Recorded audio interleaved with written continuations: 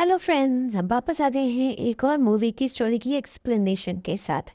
आज जिस मूवी की स्टोरी हम एक्सप्लेन करने वाले हैं वो इसी साल रिलीज होने वाली हॉरर सस्पेंस मूवी है एबिगेल।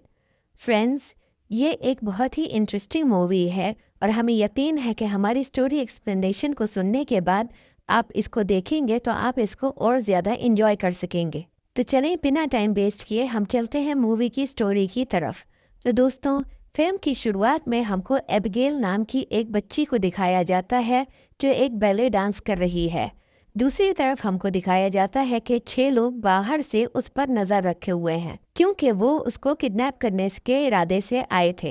एबिगेल कुछ देर बाद बाहर निकलती है और अपनी कार में बैठकर अपने घर की तरफ चली जाती है। उस वक्त वो किडनैपर्स जो मुसलसल उसका पीछा कर रहे थे बहुत सफाई के साथ उसके घर पहुंचते हैं और उसको किडनैप कर लेते हैं। ये लोग उसको बेहोश करने के लिए उसको बेहोशी का इंजेक्शन देते हैं और फिर बाहर खड़ी अपनी वैन में उसको लेकर वहां से भाग निकलते हैं।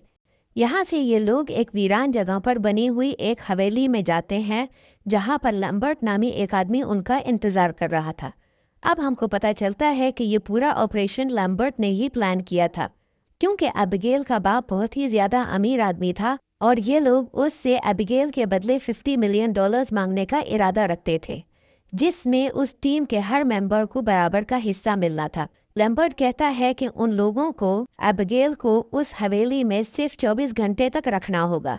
उसके बाद हमें दिखाया जाता है कि वहाँ किसी ने भी किसी को अपना असली नाम नहीं बताया है, बल्कि इस मिशन के लिए सबने अपने नकली नाम यूज किए थे ताकि किसी को किसी की असलियत ना पता चल सके। अब हम आपको उनके नकली वाले नाम बताते हैं क्योंकि इस मूवी में ये सब एक दूसरे को इन्हीं नामों से पुकारेंगे। पहली थी जोई, जो पहले आर्मी में डॉक्टर थी और पैसों के लिए इस किडनैपिंग के चक्कर में पड़ गई।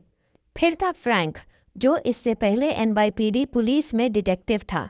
सैमी एक अमीर बिगड़ी हुई लड़की थी जो एक हैकर थी। डीन टीम का ड्राइवर था। रिकल्स जो पहले नेवी में शूटर था और लास्ट में पहलवान जैसी बॉडी वाला पीटर। लैम्बर्ट इन लोगों को हुक्म देता है कि एबिगेल के कमरे में उससे बातचीत करने के लिए सिर्फ जोई जाएगी ताकि एबिगेल उनमें से किसी और को न पहचान सके। उसके बाद उन सब के फ़ोन वो ले लेता है और फिर वहाँ से चला जाता है। लैम्बर्ट के जाने के बाद ये 6 लोग आपस में बातें करना शुरू कर देते हैं और आने वाले पैसों के ख्वाब देखना शुरू कर देते हैं। इसी दौरान जोई एबिगेल को देखने जाती है जिसको हथकड़ियों से उस बेड से जिस पर वो लेटी थी बांध दिया गया था। एबिगेल बहुत डरी हुई थी और रो रही थी। जोई उसके पास जाती है और उससे कहती है कि एक दिन की परेशानी है, उसके बाद सब कुछ ठीक हो जाएगा। फिर जब जोई उस कमरे से बाहर जाने लगती है तो एबिगेल बहुत ही अजीब से अंदाज में उसको धमकी देती है और कहती है कि आज रात बहुत बुरा होने वाला है। जोई कुछ परेशान होकर वहाँ से निकलती है और फ्रैंक के पास जाती है और उससे कहती है कि हमने किडनैप तो कर लिया है लेकिन हमें नहीं पता है कि एबिगेल का बाप है कौन। उसके बाद फ्रैंक परेशान होकर एबिगेल के पास जाता है और उसको धमकी देता है और कहता है कि अपने पिता का नाम बता दे। तो वो बताती है कि उसके पिता बहुत पावरफुल आदमी है और उनका नाम है क्रिस्टोफ लजार। ये सुनकर ही फ्रैंक की हालत ख़राब हो जाती है क्योंकि ये तो उस वक्त के एक बहुत बड़े माफिया डॉन का नाम था। फ्रैंक ये खबर जाकर अपने टीम के दूसरे मेंबर्स को देता है और वो सब के सब ज़बरदस्त वाली टेंशन में आ जाते हैं। फ्रैंक उनको बताता है कि लेजार अपने सारे खून खराबे और टॉर्चर वाले काम अपने एक ख़ास आदमी से कराता है जिसका नाम है वॉल्डेज, और उसको जहाँ पहुँचना होता है वो वहाँ ज़रूर पहुँचता है। और फिर जब वो वहाँ से निकलता है तो पीछे छोड़ जाता है खून का दरिया और लाशें।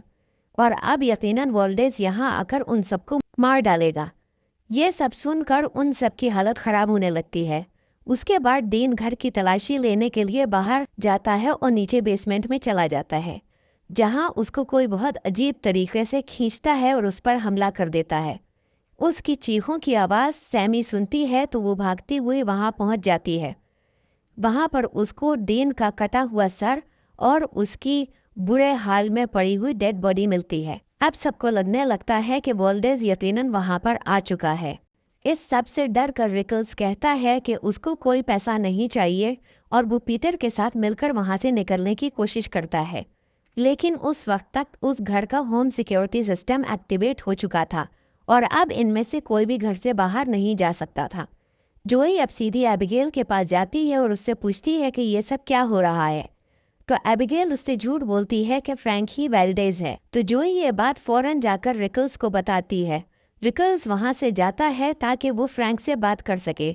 अगले ही पल जोई को जहां पर रिकल्स गया था वहां से कुछ अजीब सी आवाज आती है और वो उस तरफ भागती है तो देखती है कि रिकल्स के गले से खून का फव्वारा फूट रहा था और उसका पूरा मुंह नुचा हुआ था। जोई घबराकर सीधी फ्रैंक के सामने पहुंचती है और गुस्से में फ्रैंक के ऊपर गन तान देती है। बाकी लोग भी सब वहां आ जाते हैं। जोई उन सब से कहती है कि फ्रैंक ही वोल्डेज है और उसी ने डीन और रिकल्स का मर्डर किया है। फ्रैंक भी अपनी गन निकाल लेता है और ये सब लोग आपस में लड़ने लगते हैं। उसके बाद ये सब लोग झगड़ते हुए एबिगेल के कमरे में पहुंचते हैं, लेकिन वहां पहुंचने के बाद उनको एक अलग ही सीन देखने को मिलता है। एबिगेल जो अभी तक एक मासूम सी बच्ची बनी हुई थी, वो अब पूरी तरह से एक वैम्पायर बन चुकी थी। ये लोग उसे गोली मारते हैं लेकिन उसके सारे जख्म कुछ ही सेकंड में पूरी तरह ठीक होते जाते हैं। ये लोग जल्दी से एबिगेल को कमरे में बंद करके बाहर भागते हैं। बाहर पहुंचकर ये सब आपस में ये डिस्कस करते हैं कि ये सब क्या हो रहा है। तो फ्रैंक कहता है कि मुझे लगता है कि एबिगेल ही वोल्डेज है, क्योंकि वोल्डेज को आज तक किसी ने नहीं देखा और एबिगेल ने जिस तरह डीन और रिकल्स को मारा था वो वही तरीका था जो वोल्डेज का तरीका था और उसी तरीके से वोल्डेज लाजार के दुश्मनों को मारता था और ये यकीनन वैम्पायर्स की ही फैमिली है।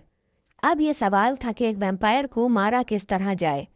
तो जैसा कि इन लोगों ने कहानियों में सुना था कि वैम्पायर्स को क्रॉस या लहसुन या धूप से मारा जा सकता है या फिर उनके दिल में भाला उतारकर उनको कत्ल किया जा सकता है। तो उन कहानियों को याद करके फ्रैंक जल्दी से एक भाला बनवाता है और उसके बाद ये लोग लहसुन, क्रॉस और भाला लेकर एबिगेल के कमरे में पहुंचते हैं, जहां एबिगेल डीन की डेड बॉडी के साथ डांस कर रही थी। ये लोग उन्हीं हथियारों के साथ उस पर हमला करते हैं लेकिन उस पर क्रॉस या गार्लिक का कोई असर नहीं होता। वो अकेली उन सब पर भारी पड़ रही होती है। वो उन सबको बुरी तरह से जख्मी कर देती है। इस हाथापाई में एबिगेल सैमी के हाथ पर काट लेती है, मगर तभी जोई मौका पाकर उसको बेहोशी का इंजेक्शन लगा देती है और वो बेहोश हो जाती है। फिर ये लोग उसको बेसमेंट में उठाकर लेकर जाते हैं और वहाँ मौजूद एक लोहे के पिंजरे में बंद कर देते हैं।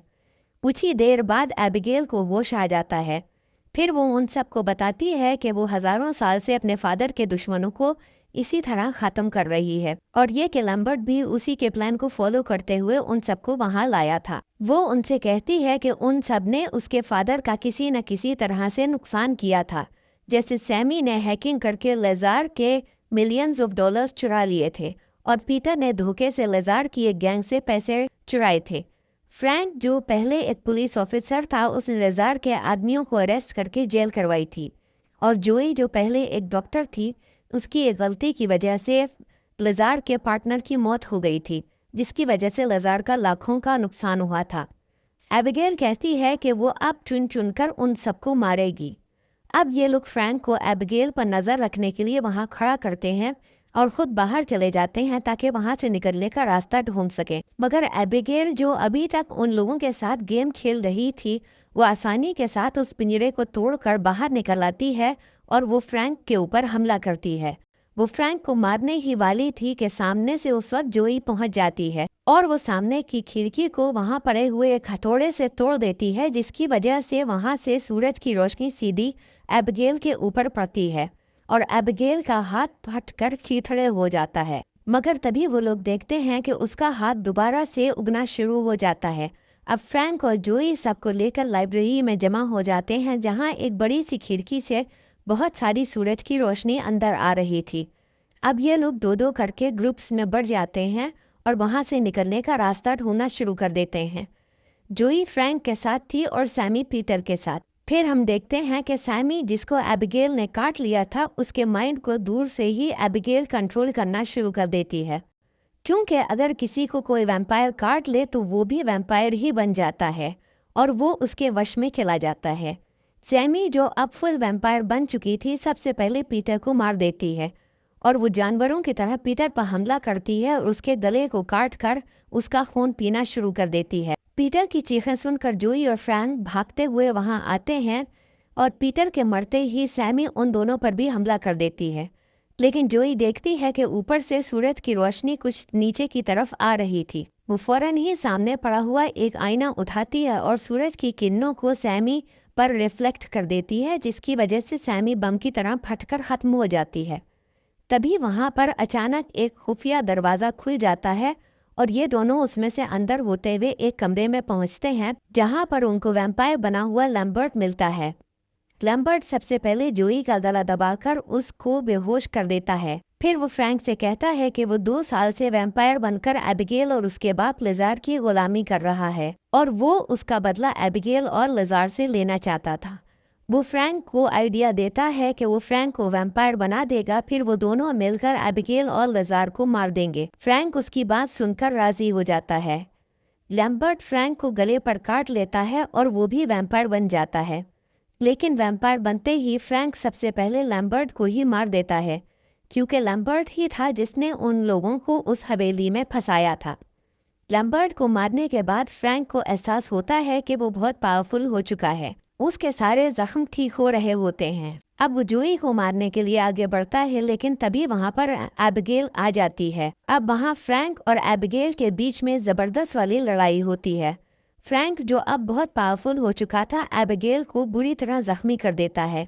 उसके बाद वो एबिगेल को छोड़कर जोई को मारने के लिए बढ़ता है। वो जोई को ऊपर से उठाकर नीचे की तरफ फेंक देता है, लेकिन नीचे एबिगेल पहुंच जाती है और वो जोई को कैच कर लेती है। एबिगेल जोई से कहती है कि वो दोनों मिलकर फ्रैंक को हरा सकते हैं। जोई उसकी बात मान जाती है। तभी पीछे से फ्रैंक आ जाता है। वो एबिगेल पर हमला करता है और उसको ज़मीन पर पटककर उसकी गर्दन तोड़ देता है। उसके बाद वो जोई के गले पर काट लेता है। अब फ्रैंक ये समझ रहा होता है कि जोई वैम्पायर बनकर उसकी बात मानेगी। वो जोई को हुक्म देता है कि वो एबिगेल को मार दे, मगर फ्रैंक जोई को कंट्रोल नहीं कर पा रहा था, क्योंकि उसको वैम्पायर बने हुए कुछ ही देर हुई थी और जोई उठकर उसी पर हमला कर देती है। इतने में एबिगेल भी उड़ जाती है और वो दोनों मिलकर फ्रैंक के सीने में भाला उतार देते हैं और फ्रैंक की बॉडी फटकर चीथड़े हो जाती है। उसके बाद एबिगेल जोई का शुक्रिया अदा करती है और उसको बताती है कि उसको परेशान होने की ज़रूरत नहीं है। वो वैम्पायर नहीं बनेगी, क्योंकि उसको काटने वाला वैम्पायर फ्रैंक उसके अपने वैम्पायर बनने से पहले ही मर चुका था। तभी वहां पर एक और खतरनाक वैम्पायर आ जाता है। ये एबिगेल का पिता लिजार था। वो जोई को मारना चाहता था, मगर एबिगेल उसका रास्ता रोक देती है और कहती है कि जोई ने उसकी जान बचाई है, इसलिए वो उसको जाने दें। लिजार उसकी बात मान लेता है।